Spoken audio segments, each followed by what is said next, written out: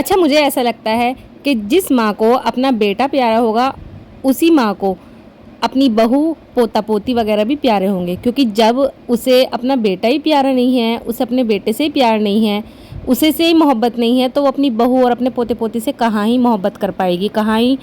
उनको दिल में जगह दे पाएगी। और चाहेंगी कि घर में चिक-चिकबाजी हो और हर टाइम बस यही सब नेगेटिविटी फैलती रहे घरों में। और इस इन द एंड क्या होता है कि जो बेटा होता है ना, सबसे ज़्यादा जो ज़हनी सुकून होता है उसी का ख़राब होता है। क्योंकि औरतों का क्या है, अपने घरों के कामों में लग जाती हैं, बाहर आदमियों को देखना पड़ता है सब कुछ, और वो अपने घर का भी देखें, बीवी को भी देखें, माँ को भी देखें, बच्चों को भी देखें, और उसका जो है वो मेंटल पीस ख़त्म होता जाता है और धीरे-धीरे वो औरत अपने बच्चे को परेशान करना शुरू कर देती है। अब जो आदमी है बेचारा ना घर पर ध्यान दे पाता है, ना दुकान पर ध्यान दे पाता है, जो ऑफिस है उस पर ध्यान दे पाता है, क्योंकि एक जो मर्द है वो सुकून के लिए शादी करता है, जिससे कि उसके घर में सुकून आए, बरकत आए। मगर जब ये चीज़ें रहती हैं घर में, कलेश रहने लगती है, तो कहाँ का सुकून, कहाँ की बरकतें। क्योंकि जब उसकी माँ ही नहीं चाहती है कि मेरे बेटे और बहू के बीच में अंडरस्टैंडिंग पैदा हो, जब अंडरस्टैंडिंग नहीं होती है तो फिर वही लड़ाई झगड़े,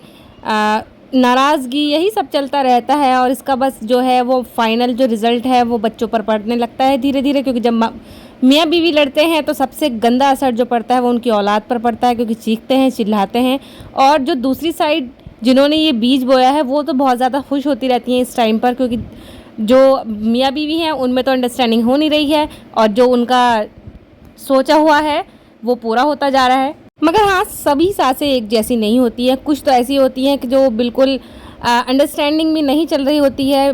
बच्चा और उनकी बीवी में, तो भी वो बीच में अड़ जाती हैं और उन्हें उनकी बीवी के हक दिलवाती हैं। और कुछ ऐसी होती हैं जो इतनी इबादत गुजार भी होती हैं, पढ़ती लिखती हैं, तहज्जुद गुजार होती हैं, मगर फिर भी उन्हें इतना नहीं मालूम होता है कि बीच में टांग अड़ाना ज़रूरी नहीं है। और ये वही सासें होती हैं जो अपनी जो बहुएँ हैं उनका जो बेसिक हकूक़ है उन्हें भी पूरा नहीं होने दे रही हैं, ना कपड़े बनाने दे रही हैं अपनी बहू को, ना जूते बनाने दे रही हैं, ना बाहर से कुछ शॉपिंग करने दे रही हैं, इवन उनका खाना भी मुँह पर रख रही हैं कि ये खाती रहती है, वो खाती रहती है। अरे भैया, तुम्हारी उम्र हो चुकी है, तुमने बच्चे पाल दिए, बच्चे बड़े कर दिए, बहू आ गई है, पोता पोती आ गए, अब उनको ज़िंदगी गुजारने दो।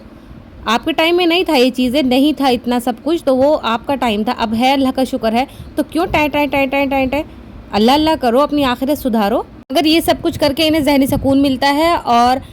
ये सोचती हैं बहुत अच्छा है, शुरू-शुरू में तो इन्हें बहुत अच्छा लगता है, क्योंकि बेटे बहू में जो लड़ाई झगड़ा वो चाहती हैं वो सब हो जाता है, मगर बाद में उन्हें धीरे-धीरे पता भी चलता है, शायद ना भी चलता हो, और अगर पता भी चलता होगा तो वो सोचती होंगी कि बहुत अच्छा हो रहा है, और वो इन द एंड क्या करती है, अपने बेटे का ही नुकसान करती है, और किसी का नुकसान होने वाला इसमें है नहीं, क्योंकि सारा जो मसला है वो बेटे का ही है और बेटे का ही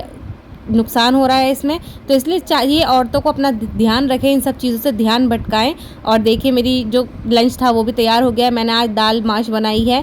खुश्का वाली, और रोटी बनाई है, और किचन भी साफ़ कर दी है। ये था मेरा दिन का लंच आज, और शाम में मैं आज कुछ नहीं बनाने वाली हूँ, क्योंकि यही मेरा शाम में भी हो जाएगा। चलिए हम मिलते हैं नेक्स्ट व्लॉग में। पॉजिटिव रहिए और ऐसी औरतों से दूर रहिए। अल्लाह हाफिज़, बाय बाय।